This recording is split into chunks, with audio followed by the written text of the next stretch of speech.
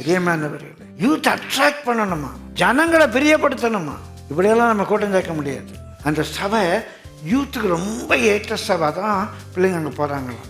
சரி, அவங்க வயசான பிறகு எங்கே போவாங்க? யூத்தாக இருக்கும்போது அங்கே போயிட்டாங்க.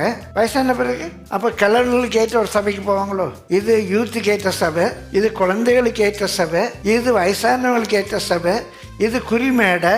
என்னங்க வேடிக்கையாக இருக்குது. அங்கே போனால் குறி சொல்லுவாங்க, அங்கே போனால் டான்ஸ் ஆடுவாங்க. இதுக்கு பேசாமல் நம்ம டான்ஸ் கச்சேரிக்கே போயிட்டு போகலாமே. நீங்கள் மாயை மாயை மாயை எல்லாம் மாயைங்க. இப்படி யாரையும் அட்ராக்ட் பண்ண முடியாது. அதெல்லாம் ஆட்களை சேர்க்கறதுக்கும் பணம் பிடுங்கிறதுக்கு தான். ஒரே ஒரு வகையில் மாத்திரம்தான் நம்ம அட்ராக்ட் பண்ண முடியும். மனுஷகுமாரன் உயர்த்தப்படும் போது அநேகரை தன் பக்கமாக இழுத்துக்கொள்வார். கரங்களை தட்டி கர்த்தரை ஸ்தோத்திரிப்போமா. சிலுவையை உயர்த்தினா அநேகர் வருவாங்கங்க. இந்த வேஷம் போட்டு கூட்டம் கூட்டுறதில்லை.